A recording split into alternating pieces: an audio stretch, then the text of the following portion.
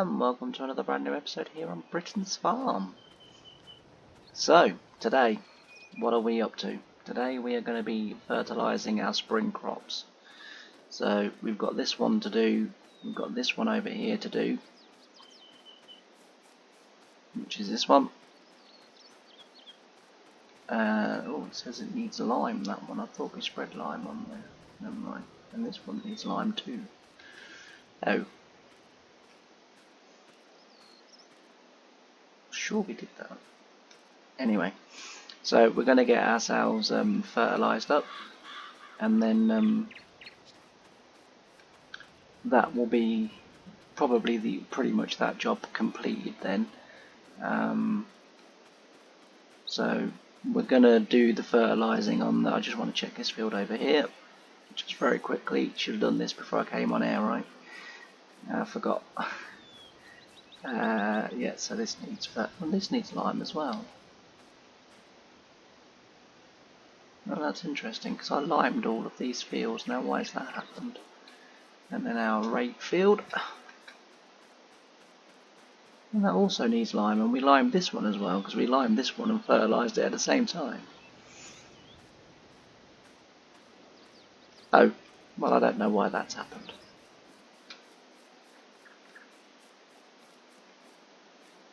But anyway, so the job today is to clearly fertilise all the fields. What about this one? So this one is 100%. That's grand. Doesn't need ploughing or anything. That's great. So we will crack on with the day then.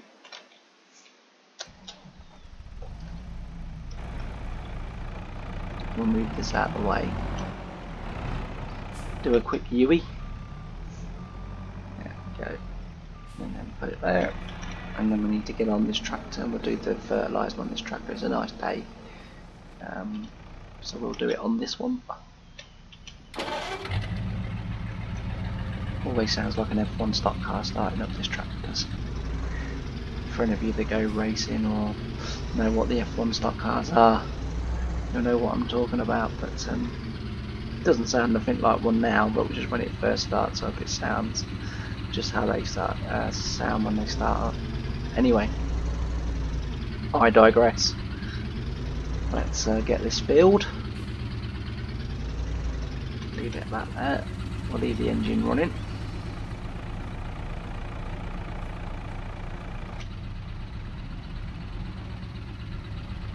Right. Oh, well, the fertiliser would be at the back, wouldn't it? Darn it. And how much do I have? Because if there's only 2 bags in there, 3 bags. 3 bags of fertiliser. Oh.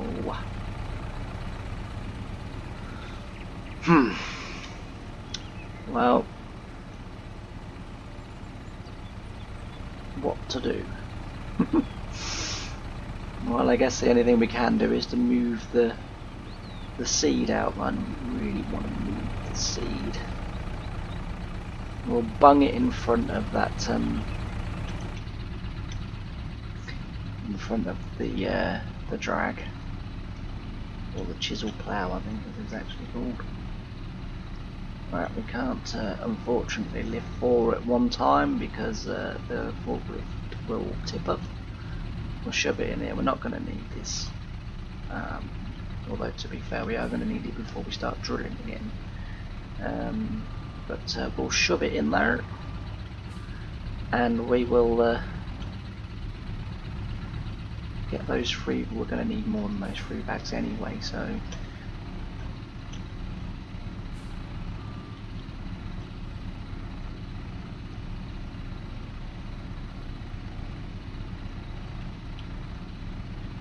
it's because that one's got twisted. There we go.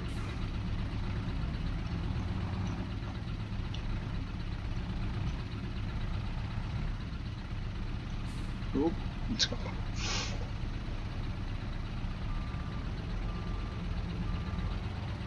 So I hope you're all doing well on this fine Wednesday. It'll be roughly afternoon by the time this goes out. So as I say, hopefully everyone's doing well. I'm doing good as well. We've had a good day today. Hopefully that'll be the first of many. It's taking a little bit of getting used to my new arrangements. As I told you in the first video, that myself and my partner had sort of split up, and it's been something of a I don't know, a shock really. Like I say, I wasn't expecting it. I just did not see it coming. But there we go. These things happen, and we move on. I'll get this loaded up. That didn't take too long. Do you know what? I horribly thought the game was going to crash then. There wasn't much in that one. Now, in real life, I didn't do it, and I promise you it wasn't me, and I'm not just blaming someone else. But one of my fellow workers went into a shed with a forklift like that, extended up a little bit, and brought the shed roof down. It was a sight to see.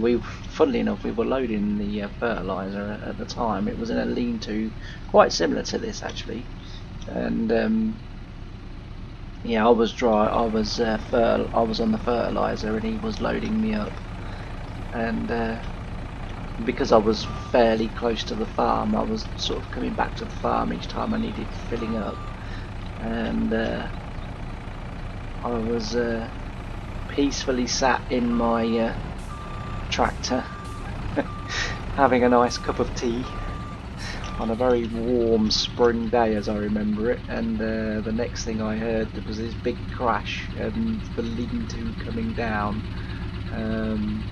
Yeah, it was a sight to see. But like I said,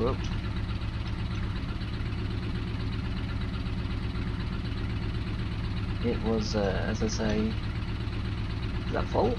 It was something to see. And our farm manager, we obviously called him to sort of say, because it was away from the main farm, that they had like sort of like, I think 3 or 4 main farms, and then sort of little areas where we had sheds and stuff where we used to store fertilizers and stuff like that. And yeah, we rang him and said what had happened, and he came down, had a look at it, had a chuckle with us, and then said, well, you better get rebuilding it then. Although in the end we didn't. We had a new lean-to built. But anyway, let's get on and fertilise this field.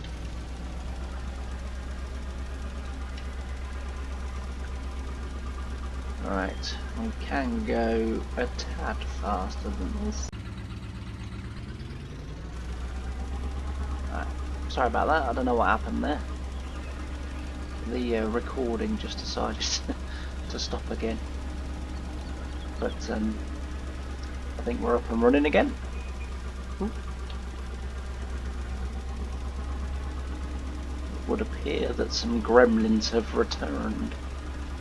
I've got a horrible feeling I may have caught my pedals to my steering wheel, and it's interfering with the game and the way it works. At least looks like we're reaching the ends of the field there. Looks as if we've got a tiny bit down here that we have to do. Seems not worth it, but anyway, we'll turn it off. Could do with a little bit of a higher tractor in here, just pushing the wheat a little bit. Right, and then we'll steer off there, and then we will head down here.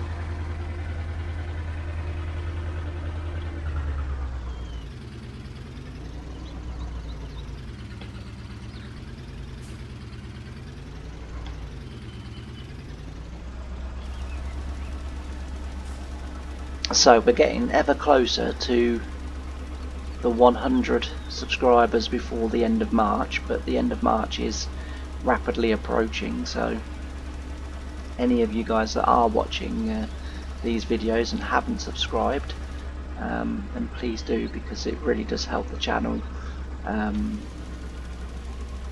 It also really does help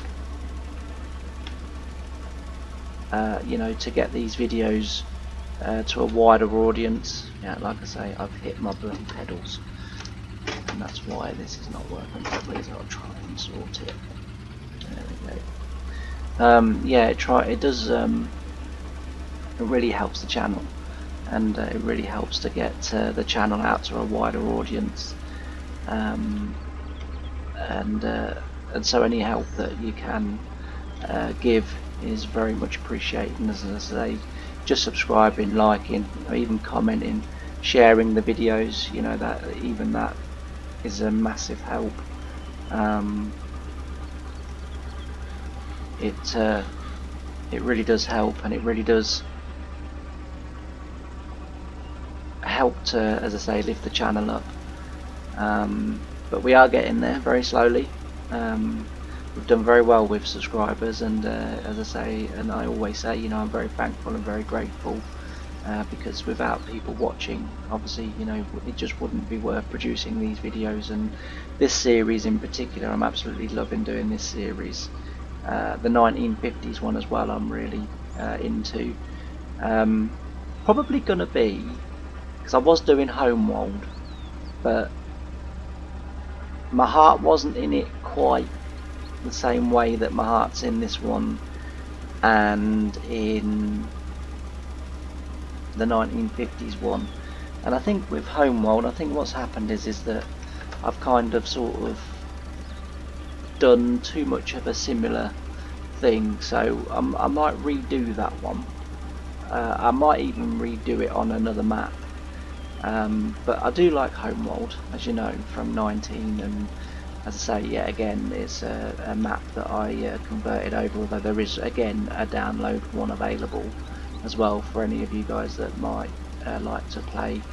And there's also now, I've seen a Nudston Farm download available, which I did convert that one, but when I converted that one, it had quite a few errors in, so that was why I sort of didn't bother and gave up on that one. But I did see there is a download one, or one available now for download.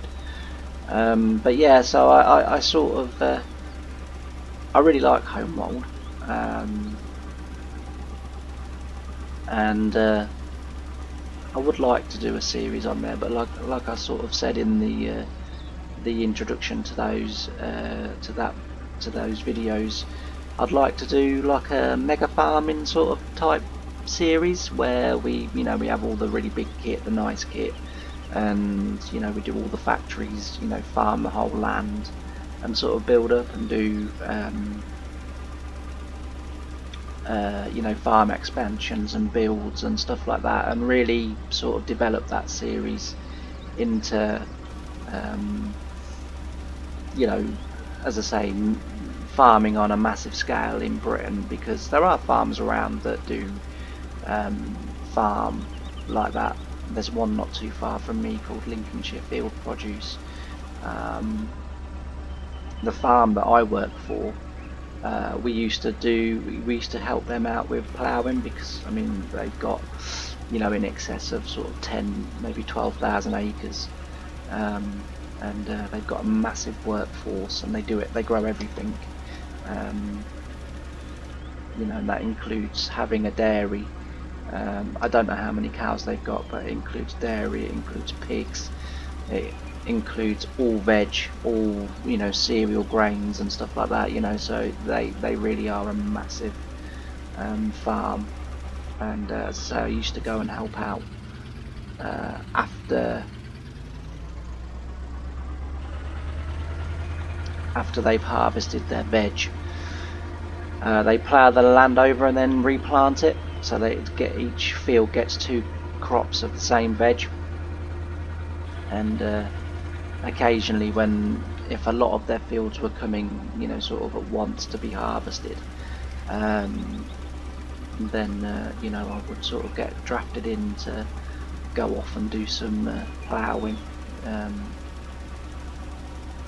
which, you know, was really enjoyable. And of course, with the farm being so big, I used to get to travel out a bit. You know, I used to get to sort of go to areas of sort of Lincolnshire that I wouldn't otherwise have got with work. But the farm I worked on full time was, I think it was about 5,000 acres, with I think another 2,500 acres rented or hired, usually for potatoes and onions and stuff like that. Yeah, so, and then I'd sort of be called back then onto our farm or the farm to do the ploughing there. But it was my main job. But you know, as I've said in previous videos, we had to be able and capable of doing every job on the farm. So it wasn't a case of you had a specific role. You know, you had a role that you did more often than not, but you had to be able to do everything. You know, drive combines, potato harvesters, sugar beet harvesters, the lot, pea viners. I managed to get one day on a pea viner, well, one night actually. It was the night shift. One of the drivers didn't turn in for whatever reason. That is quite a few years ago, and having worked in the daytime, they rang me and said, would you be willing to work tonight, and then you can have the rest of the week off fully paid. To which I did. Oh no, I think what happened was the guy got taken ill, and they were a driver down, and that was right, because I think it was about 1-2 o'clock in the morning, and so I had sort of like 4 hours to do, because the shifts were 6 till 6, and so they're 12-hour shifts,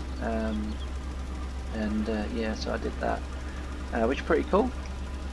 But as I said, it was the only time I ever got on there, and I really enjoyed it.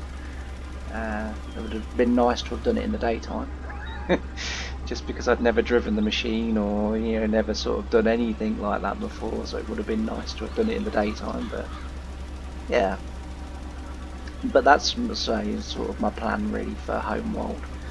Now that we've got the carrots and the red beets and the parsnips. That map also has onions on it as well. There are a few other maps around that I quite like the look of as well, that are quite big, that also have like cabbages and stuff like that. The only sort of reason I've kind of steered away from them is because I've missed a lot in this field, haven't I? That is terrible. Wow. I mean, I know it's hard to see, but even so, I've still missed a great deal there.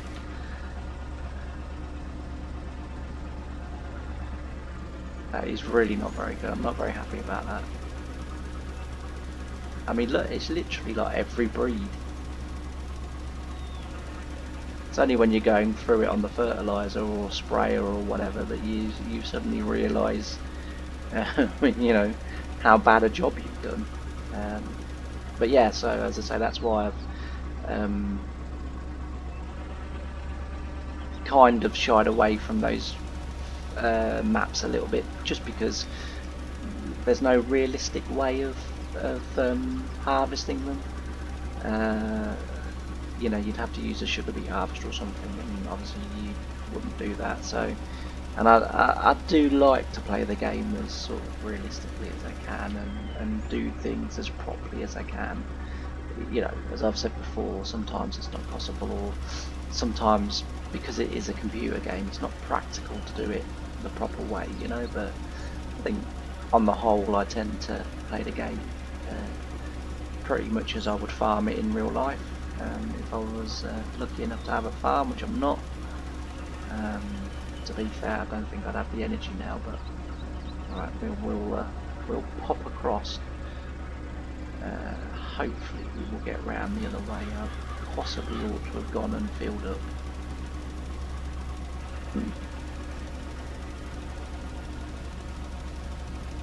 But yeah, so to be fair, actually that one tank has done quite a lot. I wasn't expecting that. I was thinking this might take a while because I'll have to be refilling and be halfway down a breed, because I usually forget to look before I start a new breed how much I've got in there and whether it's worth just popping off and refilling. I might actually be able to get the headland done and then get back again. If I could get back again, that would be magic. Because I've got a fear. I think I had a bag and a half left, didn't I? And I've got a feeling that that bag and a half might be enough for this field and that field to the left there.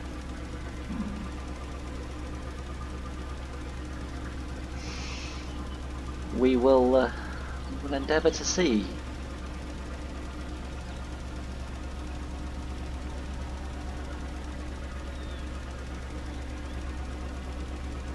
Should have enough now to go up and then come back again. It's a bit of an awkward field, this one, just because of the island in the middle. I probably wouldn't mind at some point taking that island out and making this a straight through field. It's still got telegraph poles in it, but they're not as bad to deal with as that island. That island was tricky to drill, especially, as I say, with a drill with no markers. I do like drills with markers, just because obviously you really can see where you're due next, whereas with the drill that I've been using, I haven't missed a bloody bit in this one. Look at that other one, look. Well, certainly not missed anything down here anyway, but that other field there, as you saw, I've missed loads. But yeah, as I say, I like to use drills with markers just so you can see where you're obviously due next, and I wouldn't have missed all of what I've missed. But as I say, that drill at the moment is the closest I can get to the Britain's drill. I am going to exit field and drive back to the forecourt. Still got me coat and me woolly hat on, as you can see. Still not quite warm enough yet to shed the winter layers. Getting that way though. Right, we'll park it that way. Oh, we got maybe 2 bags. That should be it. Right, and I will actually lower the fertilizer this time, just because it does make life a bit easier. Got some lime in there as well, so we'll spread some lime on those fields.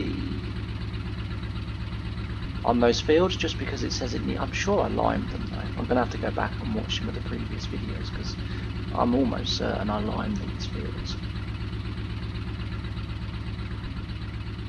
But maybe I didn't.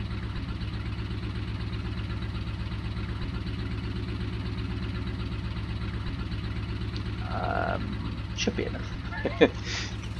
Should be enough. Did I turn that off? Should be enough. Oh yeah, that'd be more than enough. And, as I say, we'll just pop around and do this one.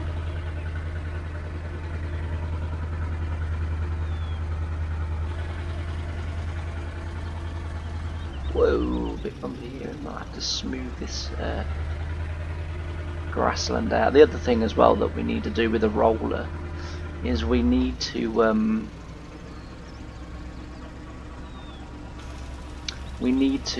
roll and just sort of tread down the new roadway that we've put in, just to sort of try and bed that in a little bit. So we need to do that as well. That's another job that we need to do.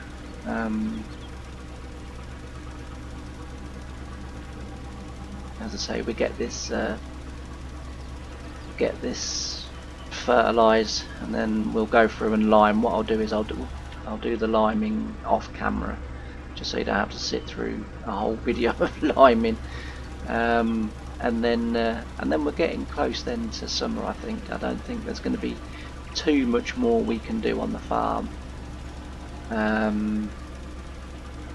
if I'm honest. Yeah, as I say, we are going to be getting then close to summer and harvest. We'll obviously have the sheep to look after.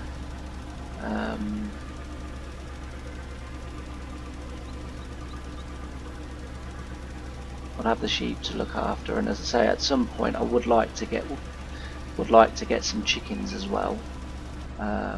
We'll do that enterprise on our own. So as far as I know, Richard's not too interested in the chickens, but as I say, we'll you know, that'll be sort of our farm enterprise really, and get that going. It will just help us to raise a little bit more money. One thing I would like to do as well is I would like to change, I would like to get the Massey Ferguson combine, just because when I was younger I got the New Holland for Christmas, but I got the Massey Ferguson one. I think it was either my birthday or it was the next Christmas that I got the Massey Ferguson combine. And then, because there was also a green and yellow combine called a Corn King, I had that one as well, and I also had the New Holland that had the corn header on it as well. So I had 4 or 5 combines. To be fair, I've got 4 or 5 combines now, because the one thing I have noticed about being single again is I actually have money to spend on myself now. And I popped out on Friday to get a few bits, and I happened to call into a toy shop that I hadn't been in for years and years and years and years, and still the same people, still lovely people, and they had a 770 Claas Lexion from CQ, and it was £134, and I couldn't resist. I couldn't resist. Like I say, since I've been with my since I got with my ex, I just didn't have money to spend on myself. I was sort of spending money on them, obviously, bills and everything else, and there's just never any money to spend sort of on myself. And so Friday it was kind of like, yeah, I like that. So that has now taken pride of place on my shelf with my other combines. Next combine that I'm going to get is the I don't know if it's made by Britons or if it, well, I guess being made by Britons, it's made by Ertl, because as far as I know they're still the same company. But I'm going to get the X9 next, which is considerably more than the one I bought on Friday, but yeah, I thought, why not treat myself. There's, to be fair, actually, sort of since I've been, as I say, sort of single again, there's quite a few things that I've sort of looked at and thought, I could buy that now if I want to. So it's been, the Friday was very much an impulse buy, and then I kind of got home and thought, should I have done that? But yeah, I should have. It's a very nice combo. It's one that I've driven, actually, to be fair. The X9 obviously I haven't even sort of ridden on the X9, but the 770, the only reason I bought it is because it is a combine that I did spend the summer on. I had a very gruesome tale to tell of my summer on the 770. Something that if the viewers of this video are a little bit squeamish, probably put some music on or just mute me for a little while. So then we had two 770s.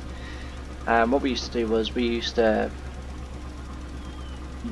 would combine in the same field, but then if we got to an area where, say, we had 2 or 3 or 4 or 5 or whatever smaller fields, so we would go in separate fields, and we would do a field each and just combine through like that. But 90% of the time we would combine in the same field. Anyway, my first and only year on the combine, I filled in all the other years, so like you know, you do brakes, or like when the driver, you know, when the sort of normal combine driver wants to go, you know, sort of home for tea or whatever.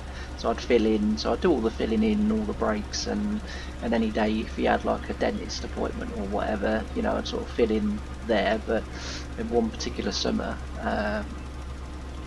unfortunately, our regular combine driver, or one of our regular combine drivers, had a heart attack, and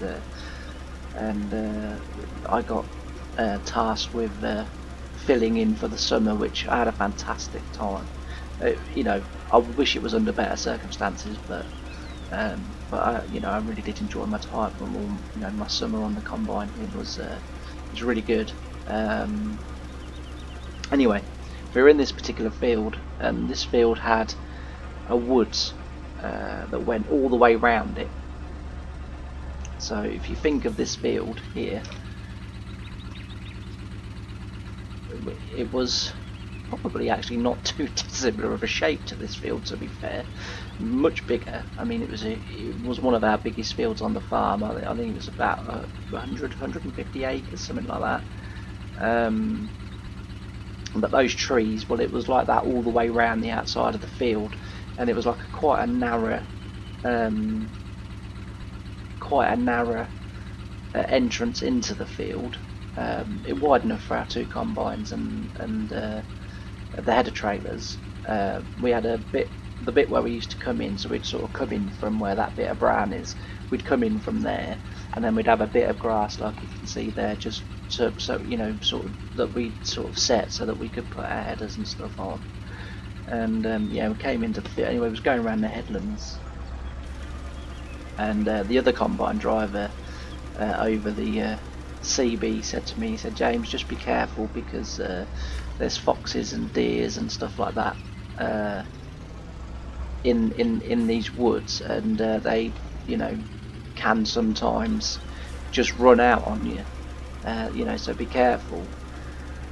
And I was the inside combine, so I was doing sort of like the first breed around the field, and he was the combine behind.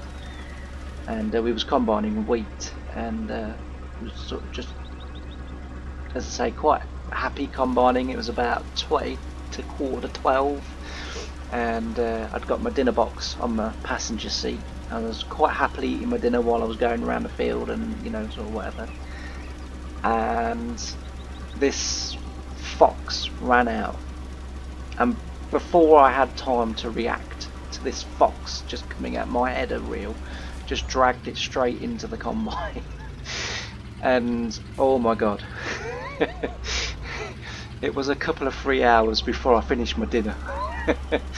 I stopped and I had to get out, and the other combine driver stopped, and he sort of came over. Gary, his name was, and he came over and he goes, "What's up?" And I went, "I've just killed something." He was sort of looking at the arse end of this fox hanging out of the front of my combine. It hadn't gone all the way in, but the head had gone, and it sort of stopped at the shoulders. And he went, "Well, that's positively disgusting. I'll leave you with that one." Got back into his combine round me, and carried on. And yeah, it was one of the worst jobs on the farm I've ever had to do. I've had to deal with dead animals before, you know, normally in grain stores and, you know, sort of stuff like that, or roadkill or whatever, but never anything like that. It was horrendous. Still, that image lives inside my head. I do sometimes still, when I see a especially if I go by and the farm's combines are out, and I sort of say nothing. I mean, they haven't got the 770 anymore, but because they've got one Claas 8900, because apparently that does more than two 770s. So, you know, fair play. More per day. But yeah, it was not a nice thing to do, but that was my, you know, of all the brilliant things that happened that summer, you know, with driving the combine and, you know, sort of doing this, that and everything else, that was the divine memory that has lived with me ever since. You know, a lot of the sort of good things that happened that summer, I can't really remember. Remember my girlfriend at the time. Um, she basically lived with me that summer because I was on the combine, and yeah, she basically that summer lived on the combine with me. Um, I mean, she very often, usually at weekends, would come to work with me. She was into farming as much as what I was, and she'd come along and come to work with me, and you know, it was always nice to have the company, but I will admit it was also nice when some days she didn't come and it was just, you know, nice to be on my own, listen to my music, you know, rather than her music, and yeah, it was very nice. But yeah, as I say, it was a good summer. It was a good summer. A lot of wonderful things happened, but that is my standout memory. But yeah, anyway, there we go. That's got that fertilised. It's been a little bit of a different video, this video. It's been me yattering away. Um, but hopefully it's been interesting and enjoyable.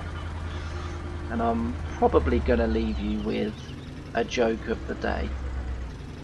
Are you ready? I heard this yesterday. I thought it was very funny, so I'm going to leave you with it. What planet do you see when you place your head between your legs? Uranus. I heard that joke yesterday, and I must admit, I like that one. I do like my stand-up comedy. I do like jokes. I do like funny stories, and that one chuckled me very nicely. So I'll leave you that one. So thanks ever so much for watching. Thank you for all your continued support, and I'll see you in the next video when, unless I find something else to do or more jobs to do, we will probably be getting on with our harvest. But for now, as I say, that's the end of this episode. Thank you ever so much for watching, and I'll see you next time. Bye for now.